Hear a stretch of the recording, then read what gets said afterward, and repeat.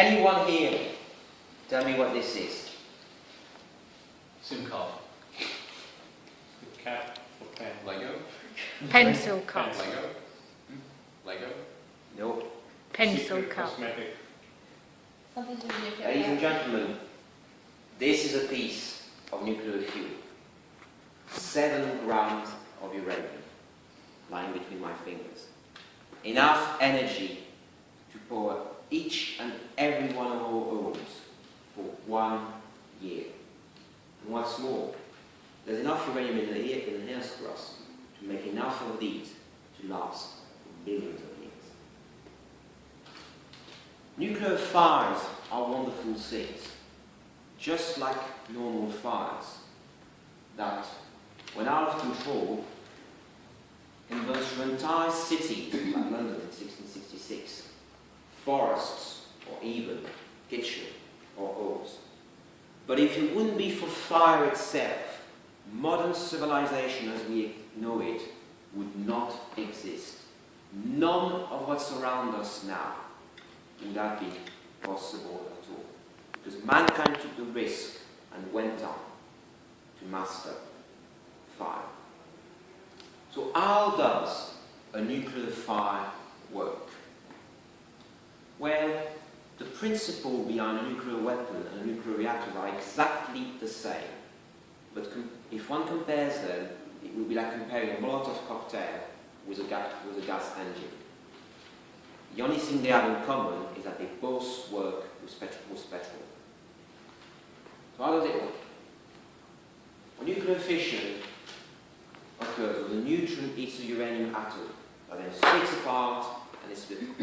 And the mass of what we end up with is less than what we started off with.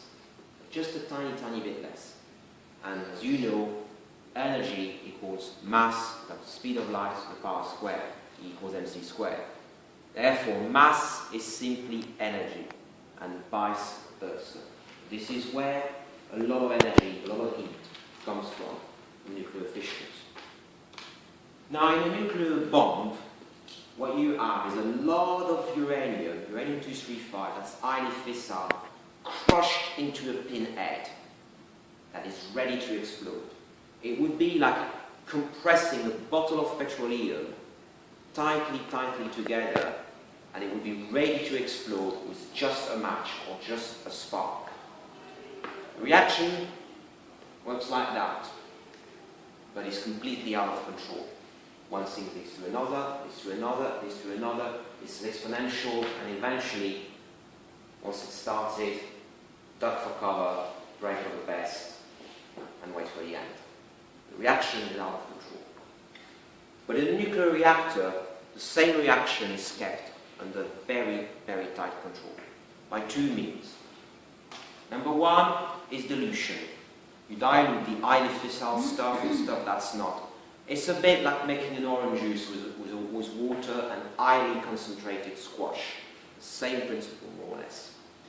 The other solution, control rods, black or grey, as they are in real life, to absorb the neutron and keep things under control. So that the reaction is self-sustaining, but doesn't become out of control, it becomes exponential. One fission, and just a lot of heat to produce. Now hold on, I'm talking about heat and energy a lot there. Where's it all going from? Might be wondering. A nuclear power station is in many ways just a giant kettle. A giant kettle where the heat that's in the core is transported away by water.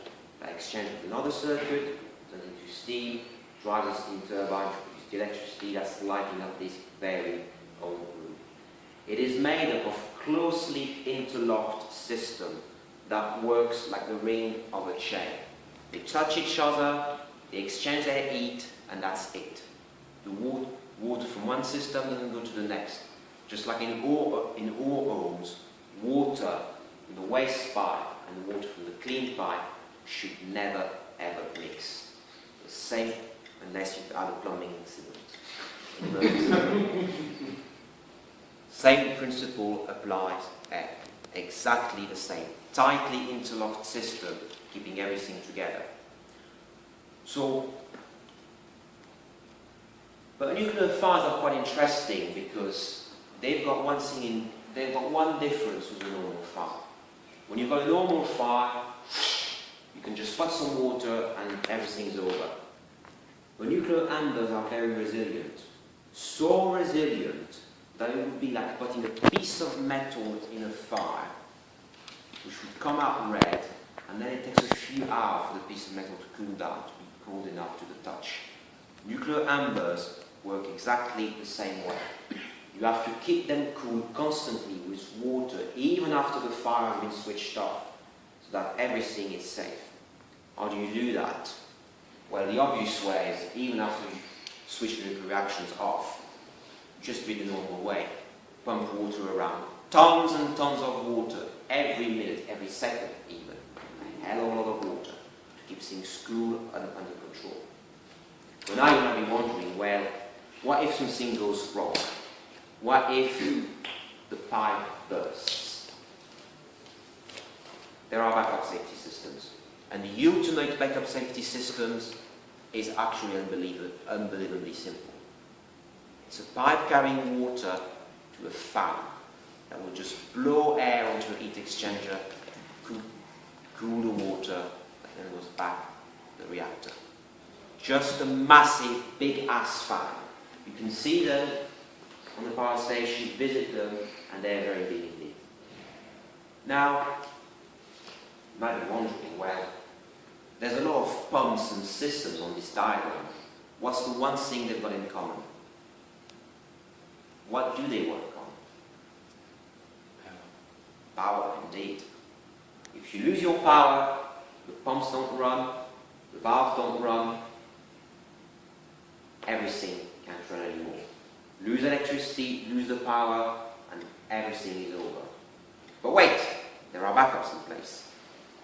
Diesel generators, just like the one you could hire in a DIY store, and batteries the size of this room that can store electricity to keep things going for a while. Now, I mean, you might be wondering, well, what happened in Fukushima then, if obviously they had all these systems but something wrong went on? Well, the earthquake struck, the nuclear reactor was switched off immediately, and the pumps kept transporting water to keep everything nice and cool. Power was still on until the tsunami struck and short-circuited all the batteries and generators that were underground and ended up flooded in water. Just imagine having a battery and flooding it. A short circuit would occur. Exactly what happened at Fukushima. An external, unforeseen event. An act of God, one could say. Surely, someone could have thought that putting batteries underground wasn't a stupid idea indeed. Which it is, especially when you can get water there. So this is where the weakest link in the nuclear safety chain comes in. Us, human beings. Human being Mark 1. Failables, gullible, with all the flaws in the world. When Fukushima was built, you had some engineers that said, well, hold on, putting these things underground is not safe. But they were said, don't mention it anymore. It's going to be expensive to rebuild it all over again. We're going to miss the deadline. It has to be done. A few years later, the site got flooded, and some minor issue happened. Guess what happened?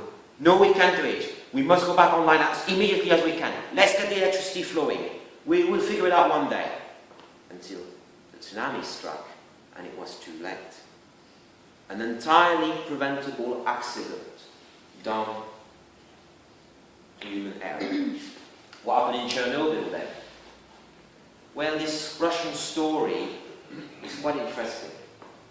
It started off with orders to do guess what with a nuclear reactor? Yes. An experiment indeed. They wanted to do an experiment, and they were under pressure from very senior people to do that. This is the Soviet Union. When someone, as a communist official, told you to do something, you do it, lest you be sent off to the Gulag or somewhere even worse than that. So they run the experiment at 1 in the morning with no supervision whatsoever, no outside help, and in the process they switched off all the safety systems, all the backup devices, everything, because they had to do the experiment. The rest is history. Violated safety procedures.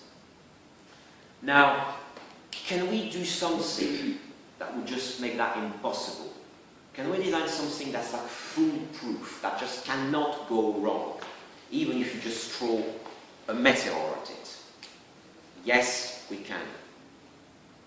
Using natural conversion and gravity to drive water around systems is one way. But the other way is far more interesting. What we're trying to prevent is a nuclear reactor to melt. So why don't you run a reactor that's already molten in the first place?